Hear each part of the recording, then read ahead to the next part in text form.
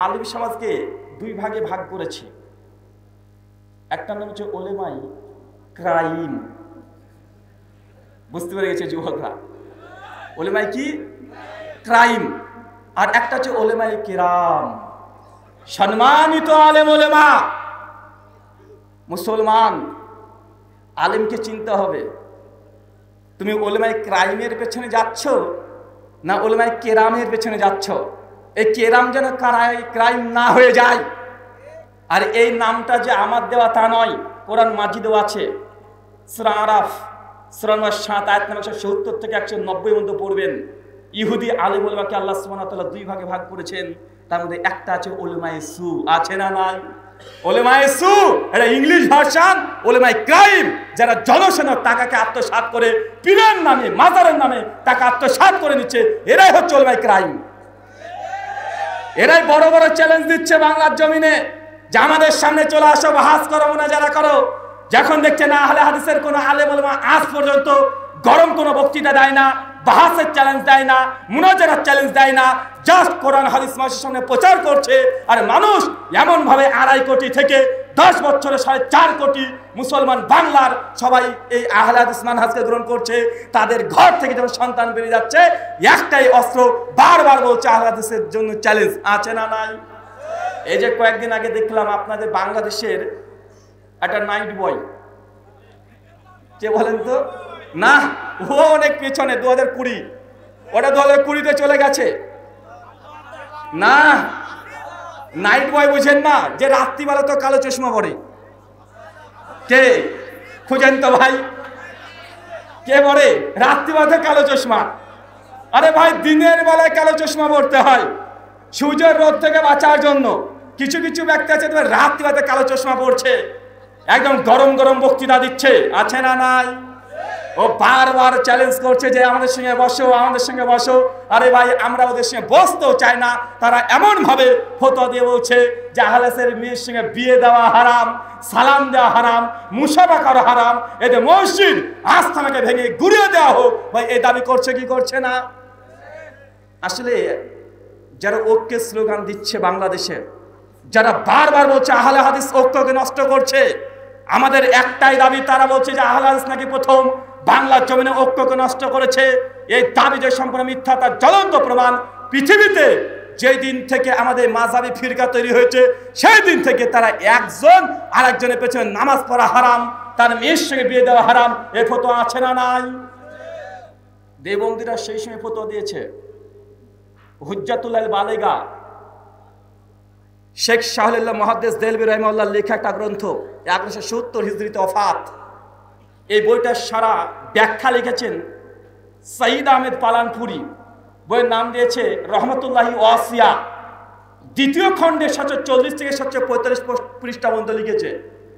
লিখে বলছেন দেওবন্দীরা যে বেরলভীদের পেছনে নামাজ পড়া, মেয়ে দেওয়া, এটা সম্পূর্ণ নাজায়েজ হারাম। কাদের পেছনে ভাই? যারা দেওবন্দি বেরলভীদের পেছনে নামাজ পড়া জায়েজ না, হারাম, এটা কাদের ফতোয়া? দেওবন্দের ফতোয়া। বেরলভীদের ফতোয়া আহমেদ রেজা খান বেরলভী, তার একটা বিখ্যাত গ্রন্থ আছে, বইটার নাম হচ্ছে আহকামে শরিয়ত। কি নাম? আহকামে শরিয়ত। বইয়ের 119 নম্বর পৃষ্ঠাতে লিখেছে। এই ফতোয়াগুলো আপনি দেখবেন, যারা আমাদের বারবার বলে আহলে হাদিস এরা ঐক্যকে নষ্ট করছে, এরা ঐক্যকে নষ্ট করছে।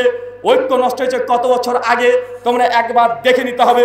কেননা আহলে হাদিসকে বারবার এই কথা বলে অপমান করা হয়। প্রশ্ন এসেছে, আহলে হাদিস আর দেওবন্দীদের পেছনে নামাজ পড়া জায়েজ কি জায়েজ না? আজ থেকে 150 বছর আগের ফতোয়া। কাল কত বছর আগেকার? বাংলা সুন্নিদের। কাদের? বাংলা সুন্নিদের। তারা ফতোয়া দিয়ে বলছে, দেখেন পৃষ্ঠা নাম্বার 19 আর ফতোয়া নাম্বার 44 বলছে, আহলে হাদিস এবং দেওবন্দীদের জবাইকৃত প্রাণী মাংস কি হালাল না হারাম? একটা প্রশ্ন, জবাব দিচ্ছে দেখেন। জবাই শুদ্ধভাবে হলে মহিলাদের জবাইকৃত পশু বৈধ, 1। 2, ইহুদিদের জবাইকৃত পশু হালাল যদি আল্লাহর নামে জবাই করে। কাদের ফতোয়া বলেন তো ভাইজান? গরম সুন্নি। কাদের কথা বলেন? গরম সুন্নি। 3, অনুরূপ নাসারা মানে খ্রিস্টান জবাইকৃত পশু হালাল, মানে খ্রিস্টানরা যদি কোনো প্রাণীকে আল্লাহর নাম নিয়ে জবাই করে, এটা হালাল। যদি সূরা মাইদাতে আছে আয়াত 3 নম্বর আয়াতে আছে। এবার বলছে নেচারি প্রকৃতবাদী যারা বর্তমান কালে নব্য নাসারা, তাদের জবাইকৃত পশু হালাল নয়। কালেমা পড়ুয়া নেচারি ইসলামের দাবি করলেও তাদের জবাইকৃত পশুর মৃত বিধানের রূপ, যেমন রাফেজি, দেওবন্দি, ওয়াহাবি, গায়ের মুকাল্লিদ, নাসারা, এরা যদি আল্লাহর একবার নয় 100 বার নাম নিয়েও যদি পশু জবাই করে, তাহলে তাদের জবাইকৃত প্রাণী খাওয়া জায়েজ নয়, হারাম। কথা বুঝতে পারলেন না? আহলে হাদিসকে তারা কিভাবে দেখে, কোন চোখে দেখে, এটা বুঝে নেন। বলছে কোনো ইহুদি খ্রিস্টান যদি বিসমিল্লাহ বলে যদি জবাই করে দেয়, আমাদের গরম সুন্নি ওরা বিরিয়ানি করে ওই মাংস খাওয়াটা জায়েজ। একদম মুরগির রোস্ট করে ওই মুরগির মাংস খেয়ে নেবে, এটা জায়েজ।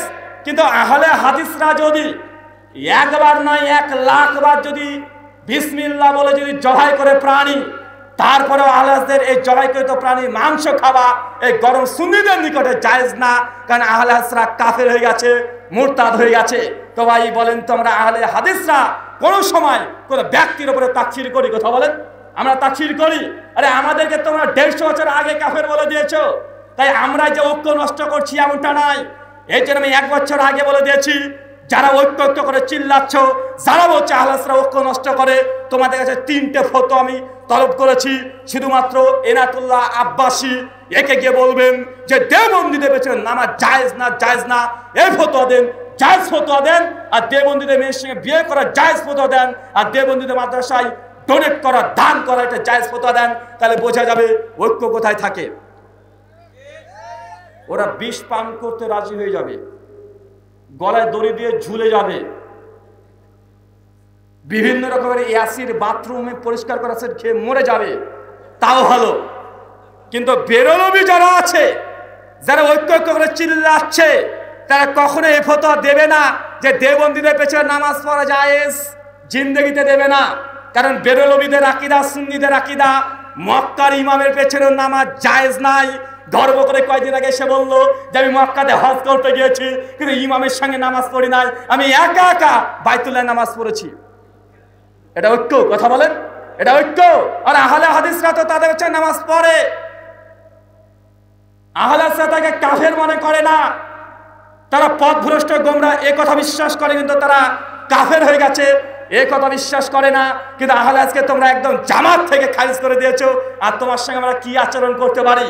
আমাদের শায়েখ মাশায়েখ যারা আছে তাদের বিরুদ্ধে কোনো কথা বলে না, তারা বারবার একই কথা বলছে, চ্যালেঞ্জবাজি করছে।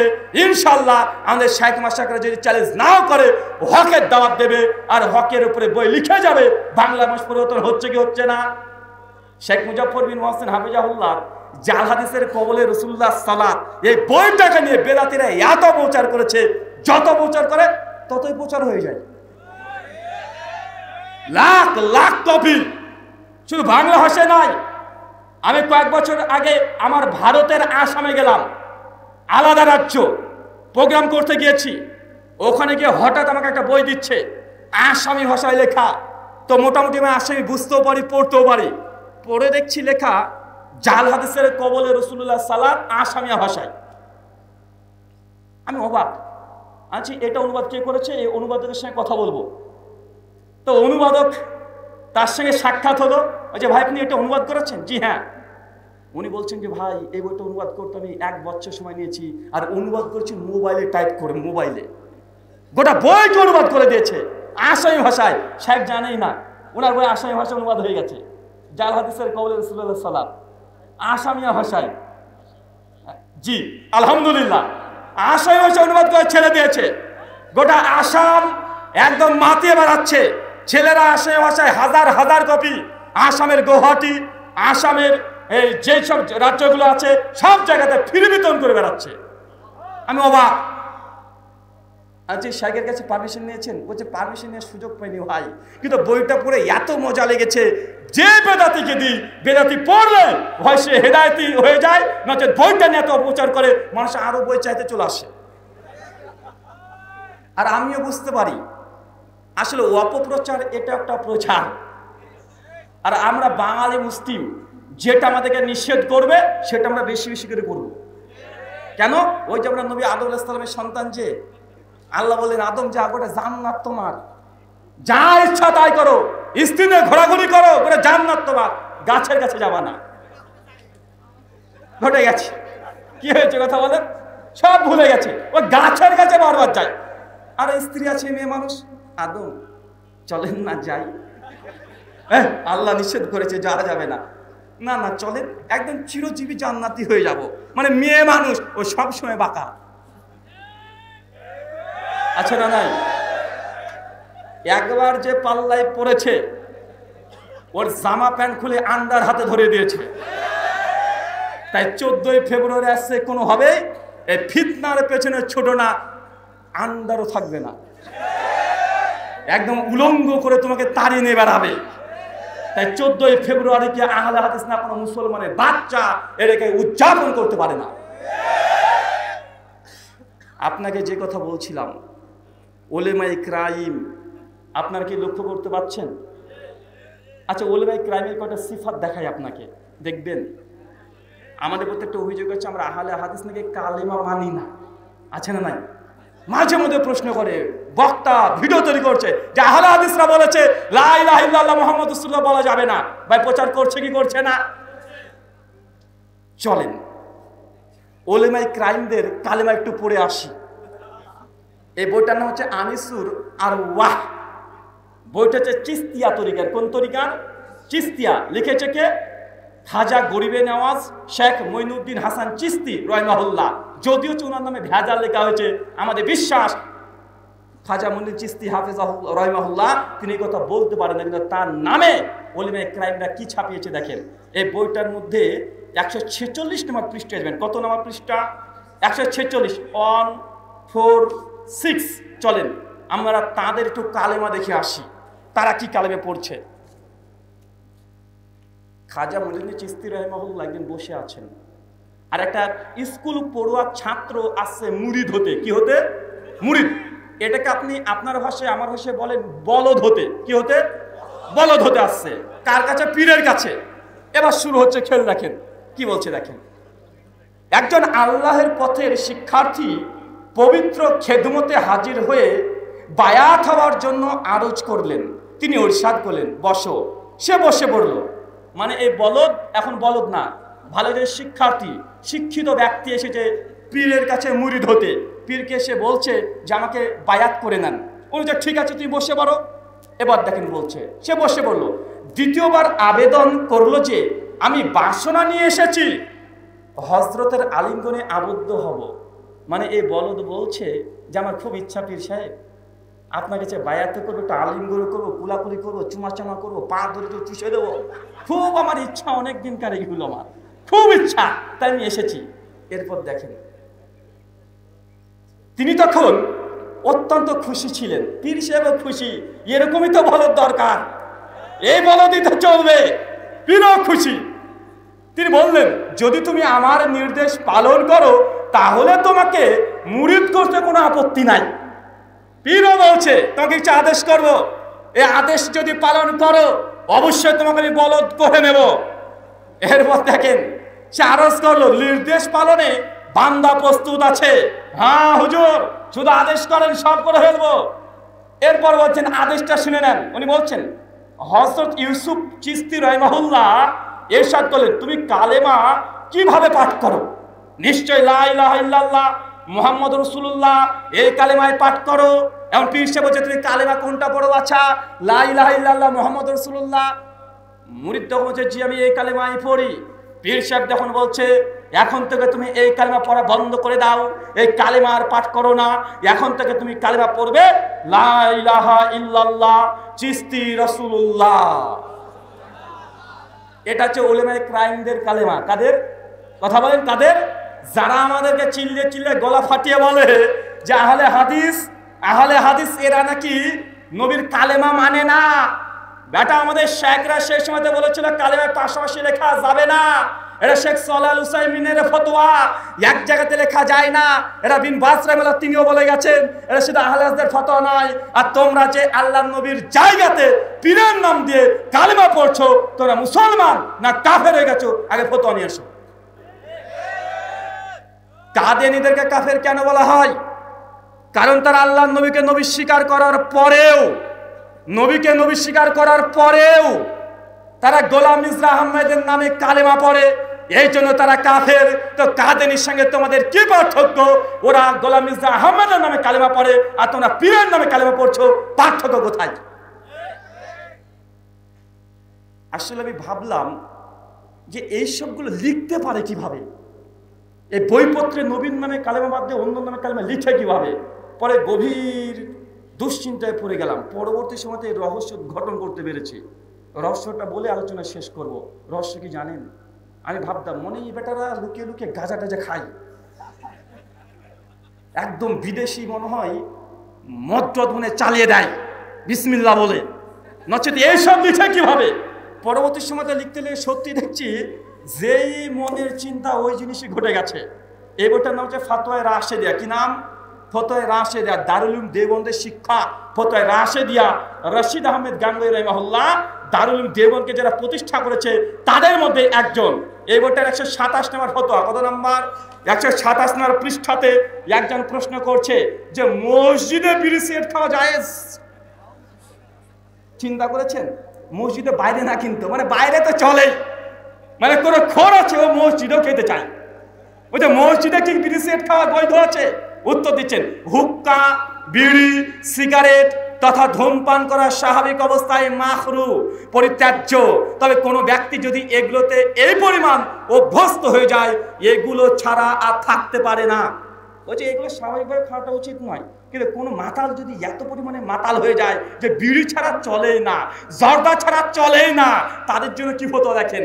তখন এগুলো তার দৈহিক প্রয়োজনের অন্তর্ভুক্ত বলে ধার্তব্য হবে। মানে এগুলো আর মদ না, এগুলো আর বিড়ি না, এগুলো ওষুধ। বলছে কোনো ব্যক্তি যদি এত পরিমাণে নেশা করতে করতে বিড়ি ছাড়া টিকতে পারে না, জর্দা ছাড়া থাকতে পারে না, বলছে তখনই এগুলো বিড়ি সিগারেট না, এগুলো তার দৈহিক চাহিদা পূরণের জন্য ঔষধের মতো কাজ করছে। তখন কি? এরপর দেখেন বলছে তখনই ইতিকাফকারীর জন্য তা জায়েজ। কার জন্য বলেন তো? ইতিকাফ বুঝেন? মানে রমজান মাসে ইতিকাফ করতে ঢুকবে মসজিদে, ইতিকাফকারীর জন্য জায়েজ আছে মাগরিবের নামাজের পর মসজিদের বাইরে গিয়ে হুক্কা সেবন করে দুর্গন্ধ দূর করে তবে মসজিদে আসবে। বলছে রোজাটাকে কোন রকম খুলেছে, দেখবেন অনেক বিড়িখোর আছে, ইফতার করার পরে যতক্ষণ বিড়িটা টান না দিচ্ছে ও যেন রোজাই হয় না। বলছে এরকম নেশাখোর যারা আছে যদি ইতিকাফেও থাকে তো রোজাটা কোন রকম খুলে মসজিদের পেছনে চলে যাবে, গোল করে বসবে এই বিড়িখোর আর গাঞ্জাখোর গুলো, তারপরে একসঙ্গে গোল করে দম মেরে টান দিয়ে তারপর দুর্গন্ধ দূর করে মসজিদে আসবে। তাহলে এই জর্দা খাওয়া, হুক্কা খাওয়া, গাঞ্জা খাওয়া সবগুলো জায়েজ তাদের। ভাই এগুলো কি বলেন তবে কাদের ফতোয়া? এই যে উলেমায়ে কেরামদের ফতোয়া।